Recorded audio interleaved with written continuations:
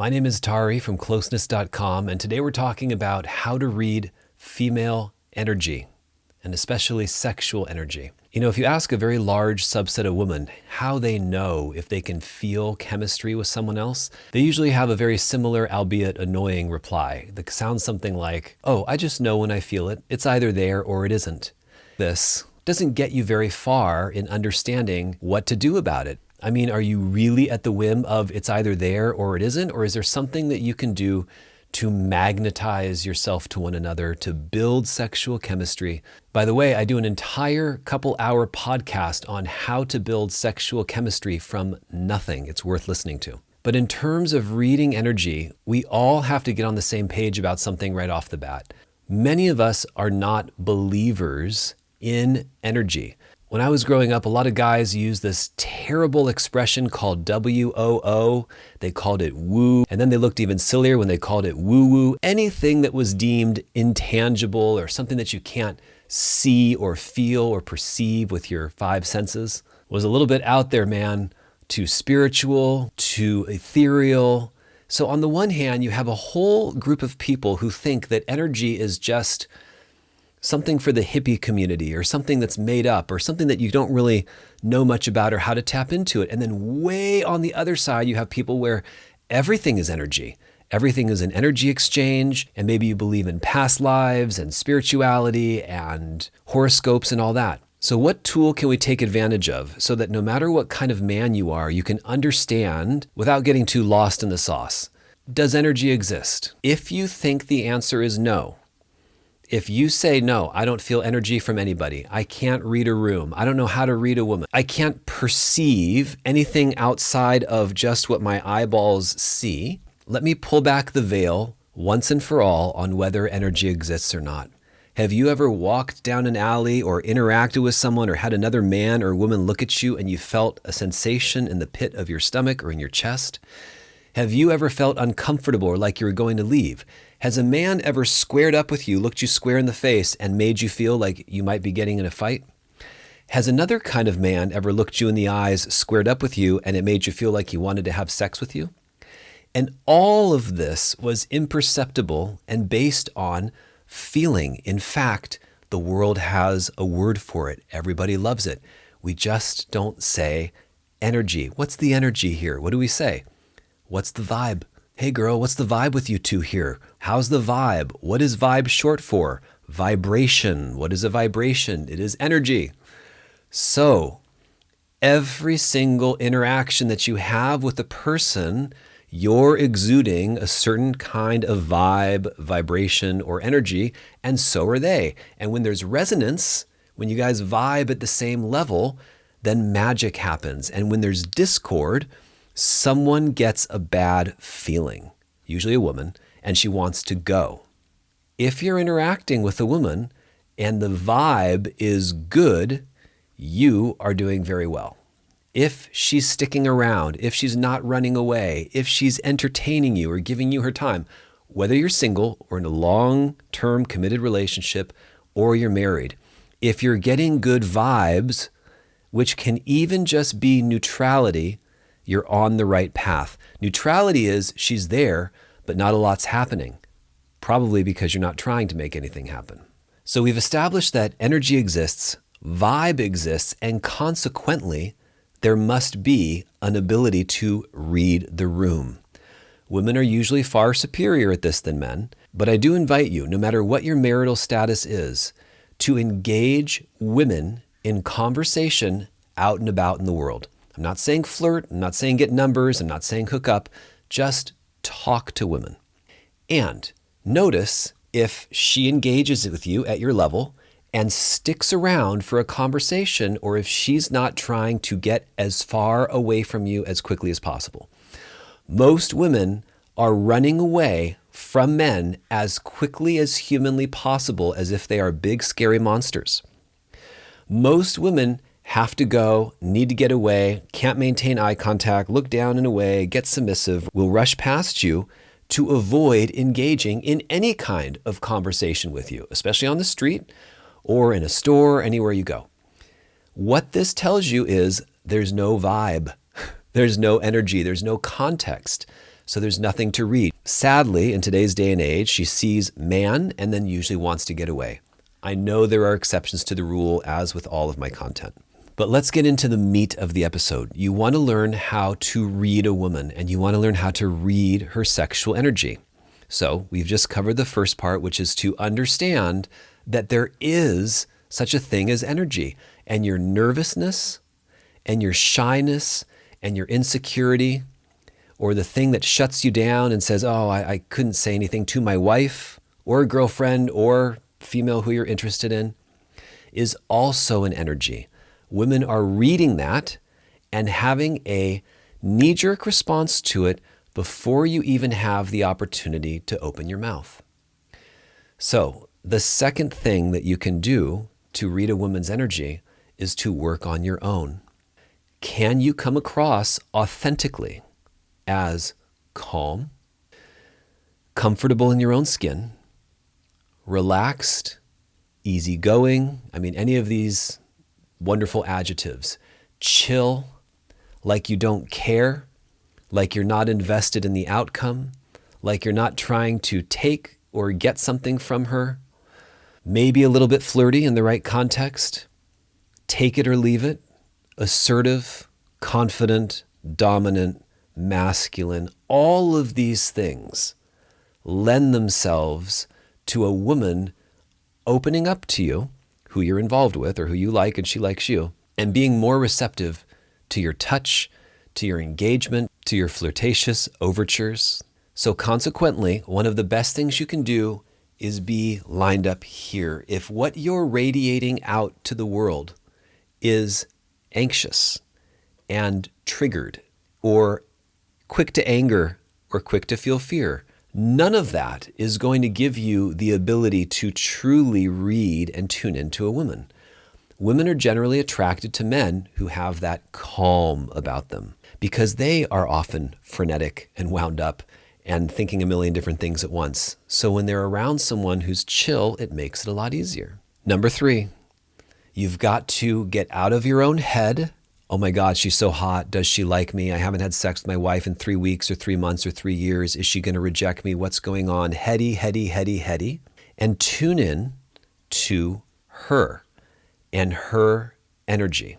So how do you know if a woman who you're involved with is receptive to you having sex with her, being sexually intimate with her, doing anything other than just having your hand on her lap or just chilling together? For the most part, and there are exceptions, hyper-aggressive, hypersexual men who are always trying to have sex with their wife could also benefit to learn from this. But for you guys in particular, if she's around, it's probably not the best time to have sex because you're always trying to have sex with her. But for everyone else where the man isn't constantly just hammering for sex, if a woman is in your company, if she's around and doing nothing, if she's being pleasant and easy to get along with, if you're just chilling together, if you're on the couch and watching a movie together, then the vibe and the energy is usually ripe for some form of intimacy. And for some women, that might start with closeness, cuddles, softness, maybe blend into a kiss and then undressing or rubbing up against each other. And for other women, it may be take off your top, come down here on your knees, and things move forward. And they require or crave or hunger for that level of aggression. In order to get there, the vibe, the energy, the tone does not have to be perfect.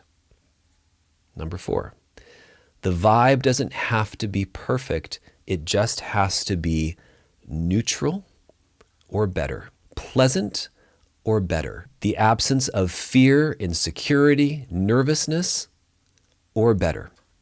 Number 5, when you're involved with most women, they are usually waiting around for you to do something. This is got to be the bane of women's existence, is they feel completely incapable, most of the time, of initiating and being assertive, confident, dominant, and leading, and therefore are waiting around, hoping, wondering, waiting. Does he like me? Is he attracted to me? Does he want me? What do I have to do? Do I have to drop the handkerchief? And by the way, ladies, if you are not at the very least dropping the handkerchief for the men that you want to have sex with, putting it out there, sitting on them, flirting with them, being available, rubbing up against them, none of these things constitute making the first move. They don't have to be viewed that way. Then you're really missing out on half of the amount of sex that you could be having.